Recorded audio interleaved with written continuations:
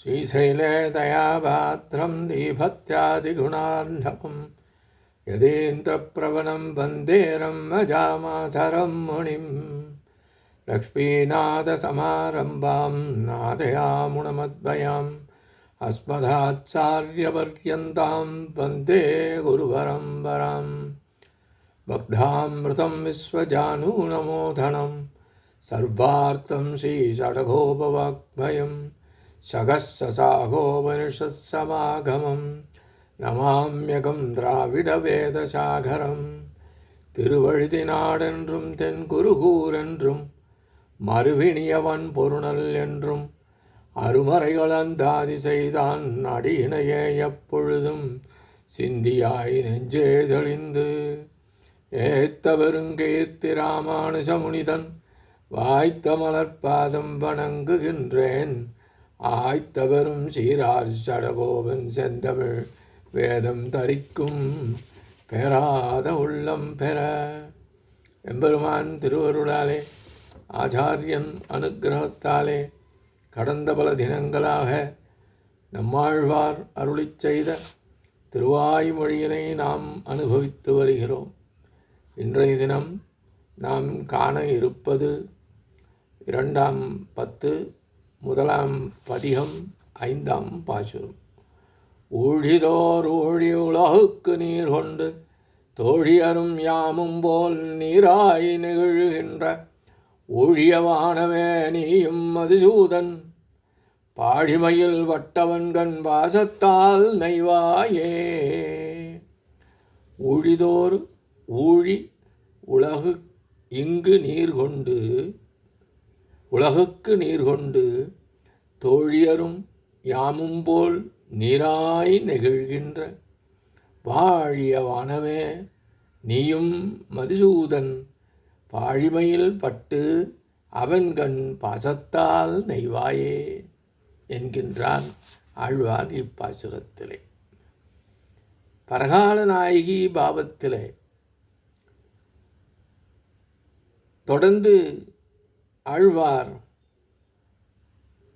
எம்பெருமானை பிரிந்த காரணத்தினாலே ஏற்பட்ட பிரிவாமையினாலே மனம் சஞ்சலப்பட்டு ஒவ்வொரு பொருளாக பார்த்து பார்த்து இது அது என்று கூறிக்கொண்டே இருக்கின்றார். அதுபோன்று இப்பாசுரத்திலே பரகாலநாயகி பாவத்திலே நம்மாழ்வார் கூறுவது என்னவெனில், ஊழிக்காலத்திலும் கூட சற்றும் ஓய்வின்றி உலக உயிரினங்களை காக்க வேண்டும் என்னும் பெருநோக்கத்தோடு கடலினின்றும் நீரை முகந்து கொண்டு வானிலிருந்து மழையாய்ப் பொழிகின்ற கார்மேகமே.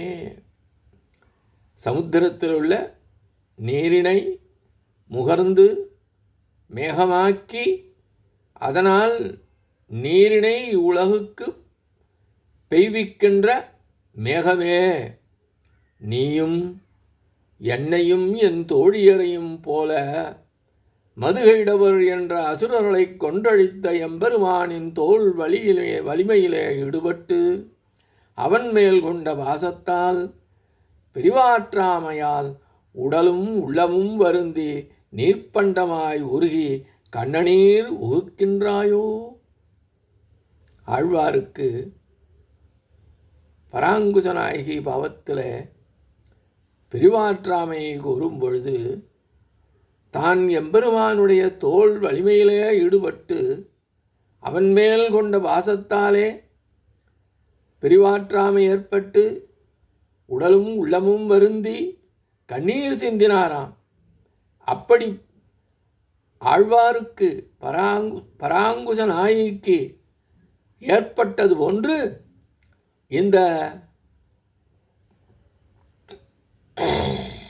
சமுத்திரத்திலிருந்து நீரினை எடுத்து மேகமாக்கி மழையாகப் பொழிகின்றதே, அதனை ஆழ்வார் எவ்வாறு கூறுகின்றார்?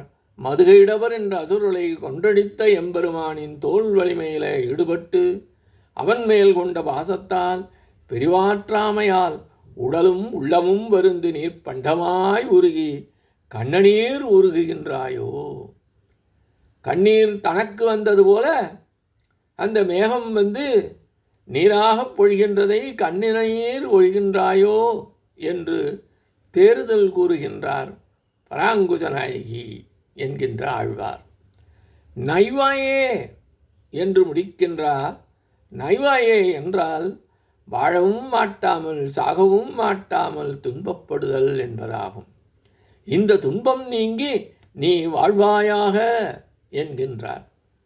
சென்ற பாசுரத்திலே கடலினை பார்த்து நீ வாழ்வாயாக என்று கூறிய ஆழ்வார் இங்கே இந்த மேகத்தினை பார்த்து நீ வாழ்வாயாக என்கின்றார்.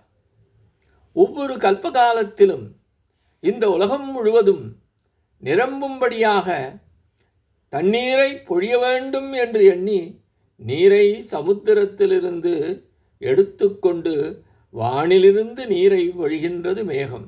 இது இயல்பான ஒன்று. இதற்கோர் உதாரணம் உண்டு.